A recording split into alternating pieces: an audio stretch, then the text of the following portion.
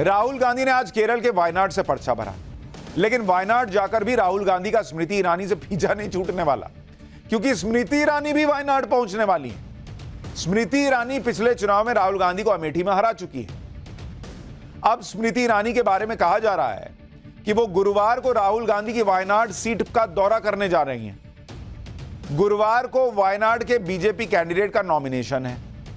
स्मृति ईरानी वायनाड के BJP candidate के nomination में शामिल होंगी कहा जा रहा है।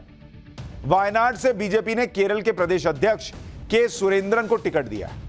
के सुरेंद्रन को वायनाड से लड़ाकर बीजेपी ने राहुल गांधी की मुश्किल भी बढ़ाई है। अच्छा, वहां लेफ्ट ने भी कैंडिडेट उतारा हुआ है, तो राहुल गांधी की मुश्किल वैसे ही कम नहीं है। दूसरा, सामने स्मृति ईरानी का चेहरा दिखेगा वहां पर वायनाड में भी। वायनाड में स्मृति ईरानी बीजेपी कैंडिडेट के सुरेंद्रन के समर्थन में रोड शो करेंगी। वायनाड पहुंचने से पहले स्मृति ईरानी ने पीएफआई की पॉलिटिकल विंग एसडीपीआई का समर्थन कांग्रेस को मिलने पर बड़ा हमला बोला। एक बार स्मृति ईरानी को भी सुनिए। सुना है कुछ लोग वायनाड में आज अपना पर्चा भर रहे हैं, वहां मेरे प्रदेश अध्यक्ष उसके सामने चुनाव लड़ रहे हैं और कह रहे हैं अब गत इतनी हो गई है उनकी राजनीति की कि आतंकवादी संगठनों से वो सहायता मांग रहे हैं। आज ये लोग अपनी सत्ता के लिए देश को धमकी देते हैं कि अगर मोदी फिर से प्रधानमंत्री बन गया तो देश में आग लग जाएगी। मैं राहुल गांधी से कहना चाहती हूं, कान खोल कर सुन लो। इस देश को पहले भी गोरों ने ललकारा था, इसी देश ने गोरों को धूल चटाई। इस देश को पहले भी दुश्मनों ने ललकारा था, इसी देश ने धूल चटाई। तुमने लोकतंत्र को कलंकित करने के लिए अगर देश को धमकाया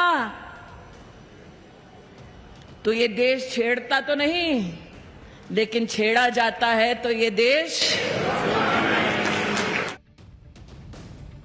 वायनाड भी अब राहुल गांधी के लिए बिल्कुल सेफ सीट नहीं रह गई है कहा जा रहा है, क्योंकि राहुल गांधी के सामने सीपीआई ने भी मजबूत कैंडिडेट उतारा है। इस कैंडिडेट के बारे में आपको आगे बताऊंगा, लेकिन पहले देख लीजिए कि राहुल गांधी ने आज वायनाड में कैसे अपना नॉमिनेशन फाइल किया।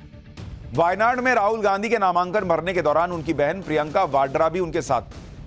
नॉमिनेशन से पहले राहुल ने प्रियंका के साथ वायनाड में करीब 1 घंटे का रोड शो किया और नामांकन के बाद राहुल गांधी वायनाड की गलियों में प्रचार करते भी दिखे। वायनाड सीट से नॉमिनेशन पर राहुल गांधी ने क्या कहा है वो सुन लीजिए, फिर आपको बताता हूं कि राहुल गांधी की वायनाड सीट भी क्यों खतरे में बताई जा रही है।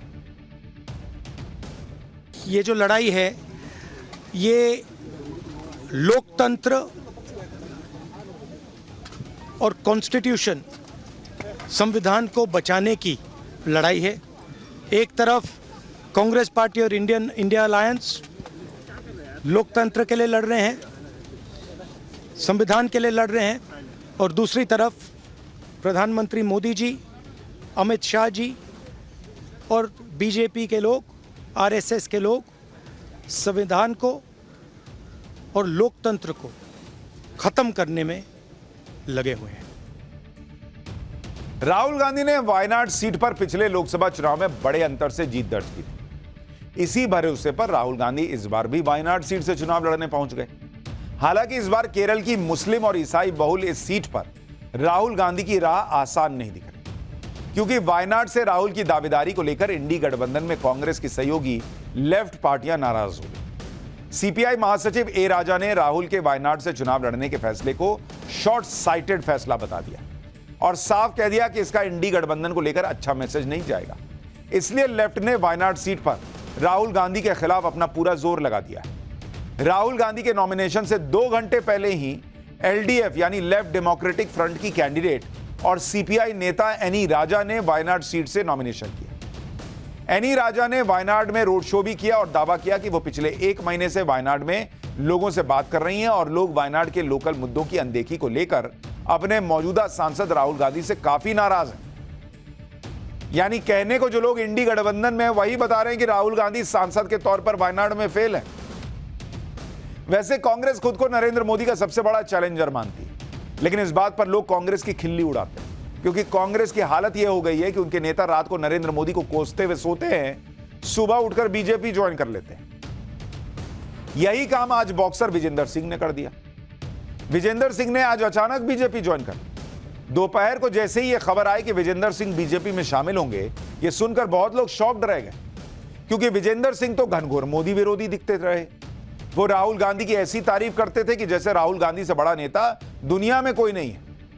बॉक्सर विजेंदर सिंह राहुल गांधी की न्याय यात्रा में भी शामिल हुए थे। देखिए तस्वीर, दोनों मूंछ को ताव दे रहे थे।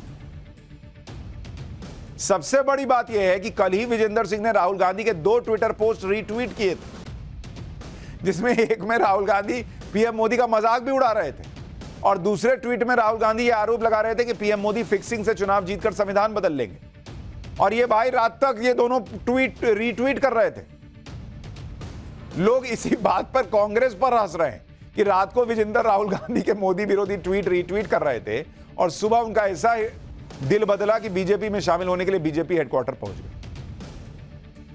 बीजेपी में शामिल होने के बाद जब विजेंदर सिंह से यह पूछा गया कि कल तक तो आप राहुल गांधी के ट्वीट रीट्वीट कर रहे थे और वो भी वो ट्वीट जिसमें वो पीएम मोदी का मजाक उड़ा रहे थे, तो बॉक्सर का मन 24 घंटे में कैसे बदल गया जी?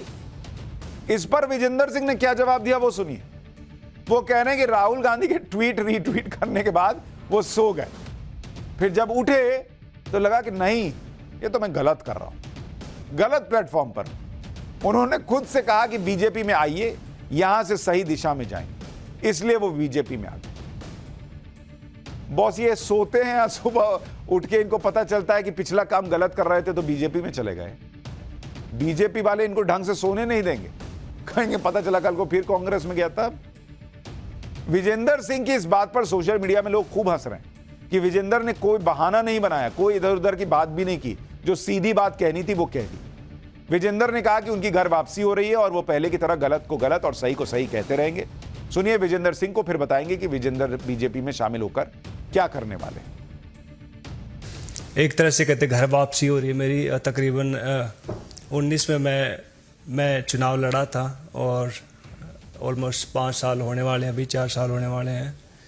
तो अभी कहते कि इंग्लिश में कहावत है गुड टू बी बैक, तो काफ़ी अच्छा लग रहा है और मैं चाहूँगा कि इस गवर्नमेंट में रहकर मैं ज़्यादा से ज़्यादा लोगों का भला कर सकूँ, लोगों को सही राह दिखा सकूँ। और मैं पहले वाला विजेंदर हूँ और जो भी मेरे को लगेगा गलत है, गलत को गलत कहूँगा, सही को सही कहूँगा। बॉक्सर विजेंदर सिंह के बीजेपी में आने से बीजेपी को क्या फायदा होगा वो आपको बताऊंगा। पहले ये देखिए कि विजेंदर के बीजेपी में आने के बाद उनके पुराने सोशल मीडिया पोस्ट और तस्वीरें कैसे वायरल हो रही है। विजेंदर का एक सोशल मीडिया पोस्ट वायरल हो रहा है। इसमें विजेंदर सिंह और नवीन जिंदल साथ दिख रहे हैं। ये तस्वीर विजेंदर ने इसी साल 9 मार्च को पोस्ट की थी। मजे की बात यह है कि अब ये दोनों ही बीजेपी में आ चुके हैं। इस साल की शुरुआत यानी 1 जनवरी को विजेंदर सिंह ने सोशल मीडिया पर पोस्ट किया।